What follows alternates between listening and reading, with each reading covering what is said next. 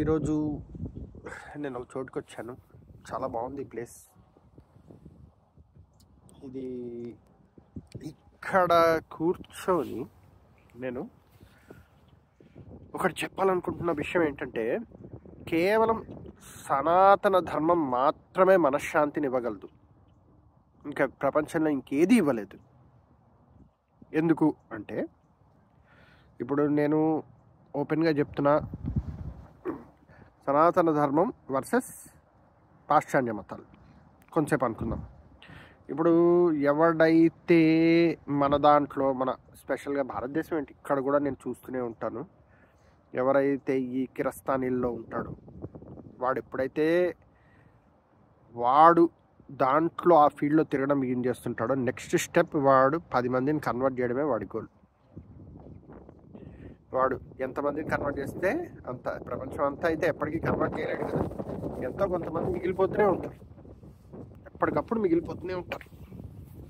So ఒక్కడున్నంత వరకు వాడికి మనశ్శాంతి ఉండదు. అలాగే సాహిబ్ గాడికి, వాడికి అలా సేమ్ టు సేమ్ ఆల్మోస్ట్. వాడిది ఇంకా ఎక్స్ట్రీమ్. వాడు ఒకవేళ అంతా వాడే అయినా కానీ అందులో కూడా డివిజన్స్ ఎత్తుక్కుంటాడు వాడు. అలాగే ఈ యాదవ్లో అంతే. సరే, నేను ఆలోచించడం మొదలుపెట్టా, ఈ డివిజన్స్ అన్నీ ఎక్కడి నుంచి వస్తున్నాయి అనే దాని గురించి. అది మనిషికి ఉన్న తత్వం.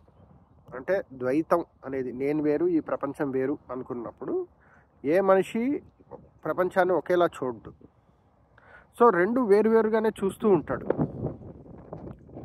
సో ఇప్పుడు నేను ఆలోచించినట్టుగా నా భార్య ఆలోచించదు, నా పిల్లలు ఆలోచించకపోవచ్చు. అయితే మరి ప్రతి మనిషి వేరువేరుగానే ఆలోచిస్తాడు కదా.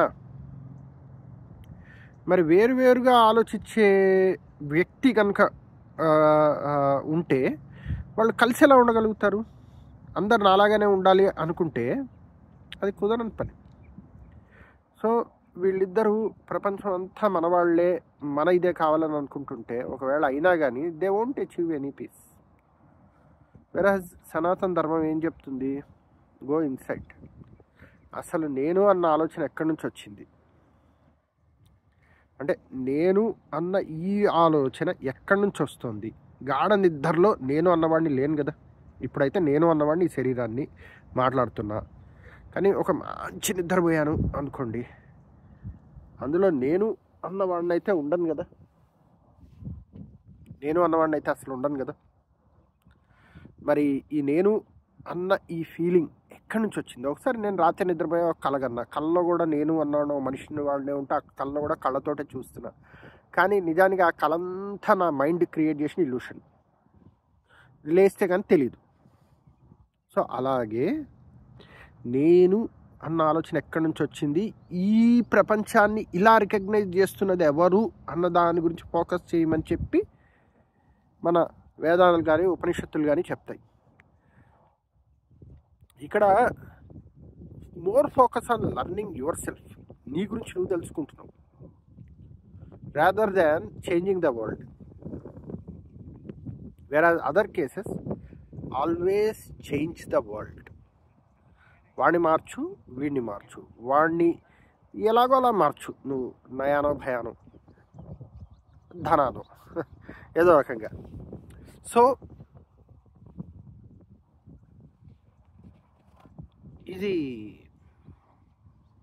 నా దృష్టిలో సనాతన ధర్మం తప్ప వేరే వాళ్ళు ఎవ్వరూ కూడా మనశ్శాంతిని ఇవ్వలేరు అనేది నా ఉద్దేశం.